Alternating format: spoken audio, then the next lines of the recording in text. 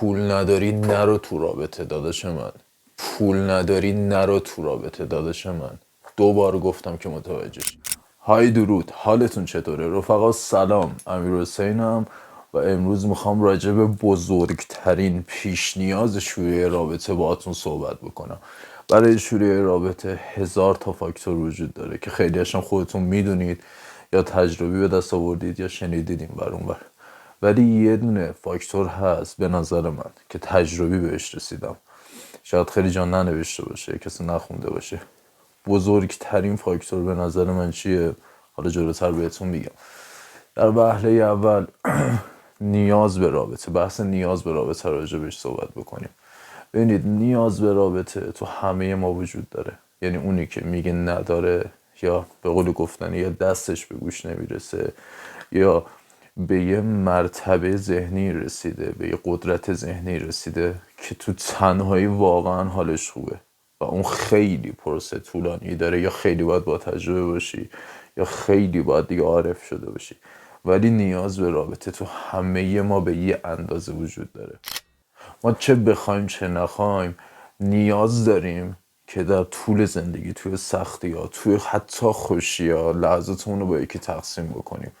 یا با دیدن رابطه این و اون این حس رو پیدا میکنیم، یا یه موقع هایی توی تنها شدن به این فکر میکنیم که کاش یکی بود که حالمون الان بهتر بود، که حرفامون رو باش میزدیم و هزار چیز دیگه.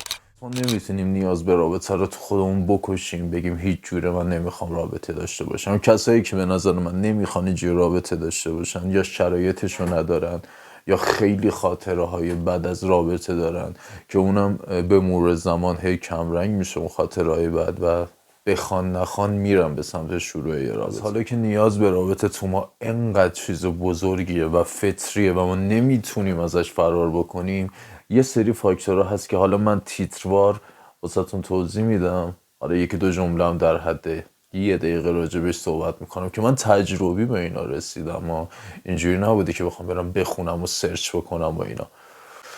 اگر ثروت نداری یا پول نداری در حد اینکه یه رابطه رو شروع بکنی یا مدیریت بکنی، نرو تو رابطه. من اینو عاجزانه ازت میخوام، برادرانه ازت میخوام، چون بهش رسیدم، چون هزاران نفر رو دیدم با این شرایط. وقتی با جیب خالی بری توی رابطه، همش حالت بده، همش مقایسه میشی، همش شکست میخوری، همش تحقیر میشی. حالا نمیدونم، هر جوری که هست یا تنهایی بگذرون یا به یه درجه از ثروت برس که هیچکی نتونه تو رو مقایسه بکنه.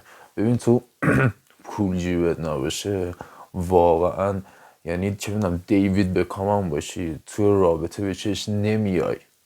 دارم اینو به آقایون میگم چون خانوما ناخودآگاه ته ذهنشون پول واسه شون خیلی مهمه تو رابطه. یعنی کسی که تو ذهن خانوما پول داشته باشه تو جیبش، قدرت بالایی داره، برش زیادی توی شخصیتشون میتونه داشته باشه. ناخودآگاه حرفشو گوش میدن، ناخودآگاه بهش احترام میذارن و یه چیز فطریه توشون، اصلا بد نیست، یه چیز فطریه. تعارف نداریم با هم دیگه، یا خودتو قوی کن یا خودتو پولدار بکن، یا اینکه این پیر رو به تنت بمال داداش که میری توی رابطه مقایسه میشی، تحقیر میشی، نادیده گرفته میشی، دلت شکسته میشه.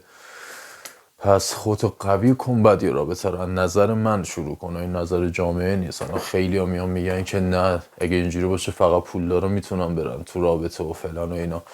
ولی چیزی که من دیدم، فقط کسی که پول تو جیبشه یا رابطه رو برنده میشه، یا رابطه رو خوب هدایت میکنه، یا حداقلش اینه تو رابطه تحقیر نمی. واقعیت رو بپذیر. این ویدیو فقط روی صحبتم با پسراست.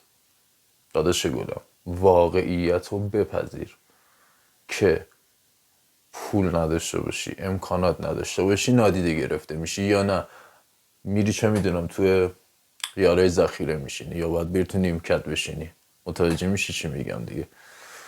من روک باهاتون صحبت میکنم، هیچ تعارفی ندارم و دوست دارم که جوونا یا نرن تو رابطه یا میرن سفت برن، پر برن و همون خانومه بتونه درست تو رابطه باشه، هم شما به عنوان هم جنس من هیچ موقع شکست نخوری.